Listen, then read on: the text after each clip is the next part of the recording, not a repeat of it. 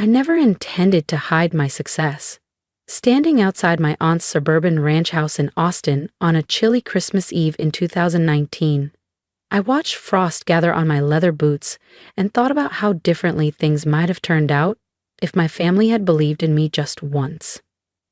My name is Tessa Langford, and I'm the founder and CEO of Solaria Strategy Partners, a rising star in energy consulting across the American Southwest. But to my family, I'm still the reckless one who left a safe analyst job at Dawson & Green 6 years ago to play entrepreneur. The string lights blinked indifferently as I remembered last year's Christmas dinner.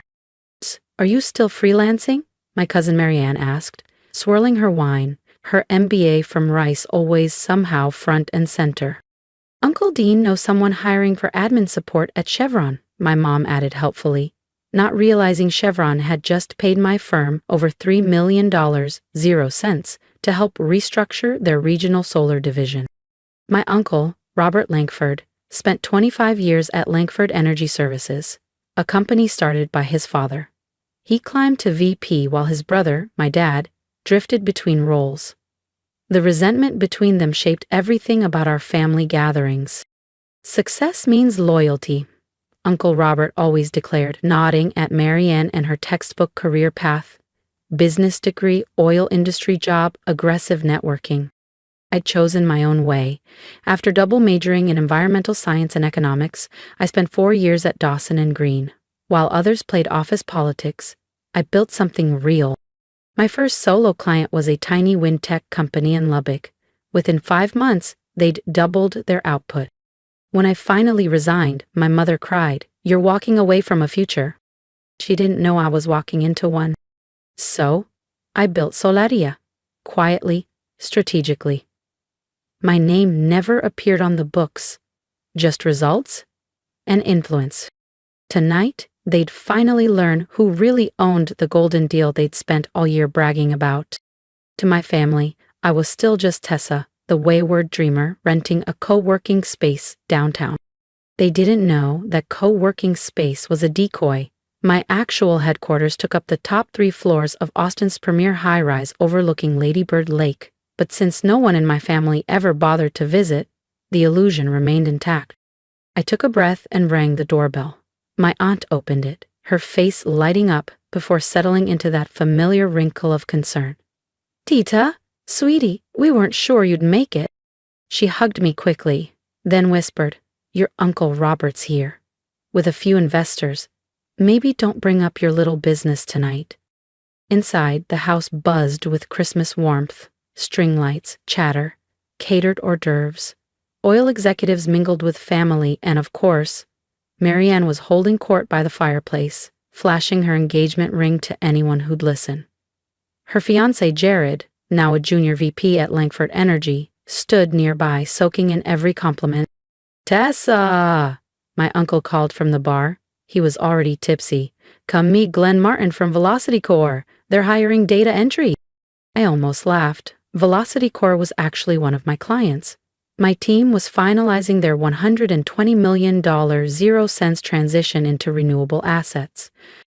But to them, I was just another Langford who never quite lived up to the name. Before I could answer, Uncle Robert swept in, all charisma and arrogance, trailing 2 suited board members. My uncle's loud voice boomed, "These merger talks with Horizon Grid are killing me."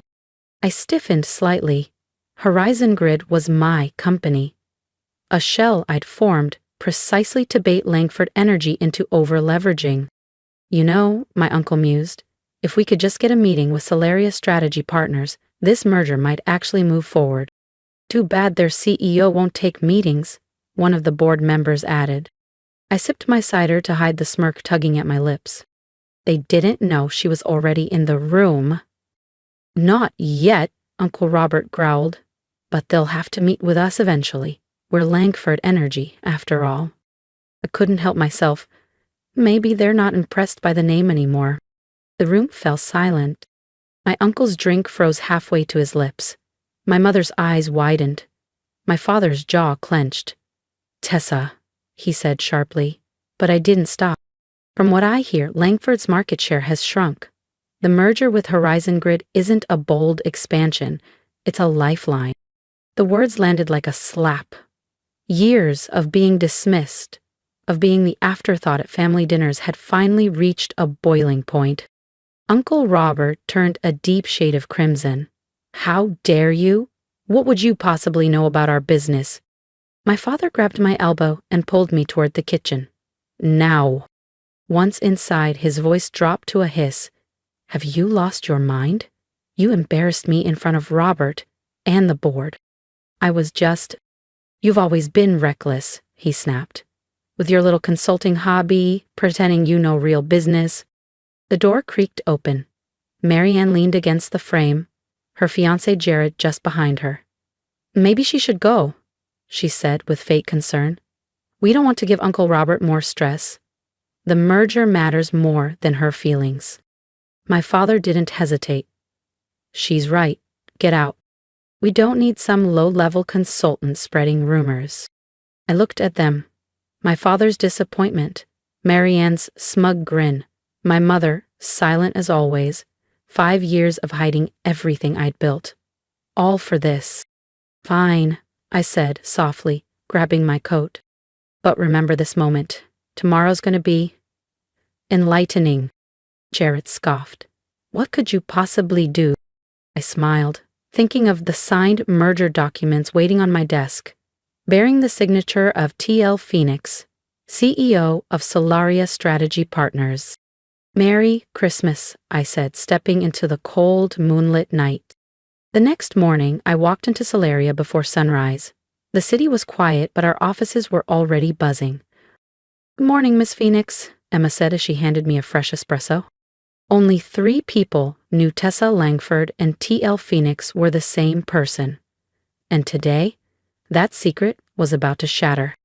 If you've ever been underestimated by the people who should have known you best, hit subscribe, because the next part of this story proves just how powerful quiet success can be when it finally speaks. "The Langford Energy delegation is scheduled for 10 a.m., Emma said, stepping in with her tablet. "Your uncle has called 4 times, trying to push it earlier." I smiled, settling into my seat. The entire floor was built to command attention. Floor-to-ceiling windows showcasing the skyline, original sculptures, soft lighting, and at the center, my desk. Carved from reclaimed longleaf pine, a quiet nod to power with roots. This was my world, not my aunt's kitchen, not their dinner tables. Here, no one told me I didn't understand business. "How many are coming?" I asked, flipping through the Horizon Grid merger files. 8, Emma replied. "Robert Langford, 4 board members, their interim CEO." She paused. "Your father, Marianne, and her fiancé." Of course! Marianne had just been promoted to head of strategic growth, another shameless title gifted for loyalty, not merit. I inhaled deeply, still hearing my father's voice from the night before. Emma understood and nodded. "Call Gregory at Horizon Grid," I said. "Tell him to be ready." Gregory ran my shell company. He knew exactly what part to play today. At 9:45, Emma's voice returned through the intercom. "They've arrived, early, as expected. Let them wait 15 minutes. In that quiet time, I centered myself. No more masks, no more shrinking. At precisely 10 o'clock, I saw their outlines through the frosted glass. My uncle, pacing. My father, stern. Marianne, whispering to Jared. I adjusted my blazer, touched up my lipstick, and opened the door. Silence. Uncle Robert stood. "Excuse me, where's T.L. Phoenix? We're here to meet with Solaria's CEO." I walked calmly to the head of the table. "You are?" I said. "T.L. Phoenix, Tessa Langford, CEO of Solaria Strategy Partners." Faces turned pale. "This can't be," my father muttered. "She's bluffing," Marianne snapped. "Sit down," I said coolly, and she did. "Emma," I called, "distribute the merger packages." As the folders hit the table, I watched their worlds begin to unravel. "The Langford Energy delegation is scheduled for 10 a.m., Emma said, stepping in with her tablet. Your uncle has called 4 times, trying to push it earlier. I smiled, settling into my seat. The entire floor was built to command attention. Floor-to-ceiling windows showcasing the skyline, original sculptures, soft lighting, and at the center, my desk, carved from reclaimed longleaf pine, a quiet nod to power with roots. This was my world, not my aunt's kitchen, not their dinner tables. Here, no one told me I didn't understand business. How many are coming? I asked, flipping through the Horizon Grid merger files. 8, Emma replied. Robert Langford, 4 board members, their interim CEO. She paused. Your father, Marianne, and her fiancé. 4th. Marianne had just been promoted to head of strategic growth. Another shameless title, gifted for loyalty, not merit. I inhaled deeply, still hearing my father's voice from the night before. Emma understood and nodded. Call Gregory at Horizon Grid, I said. Tell him to be ready. Gregory ran my shell company. He knew exactly what part to play today. At 9:45, Emma's voice returned through the intercom. They've arrived early, as expected. Let them wait 15 minutes. In that quiet time, I centered myself. No more masks, no more shrinking. At precisely 10 o'clock, I saw their outlines through the frosted glass.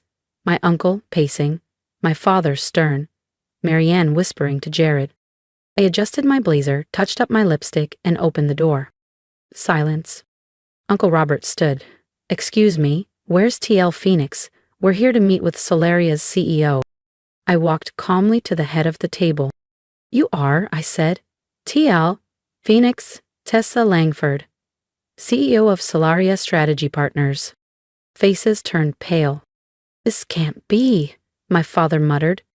She's bluffing, Marianne snapped. Sit down, I said coolly, and she did. Emma, I called. Distribute the merger packages.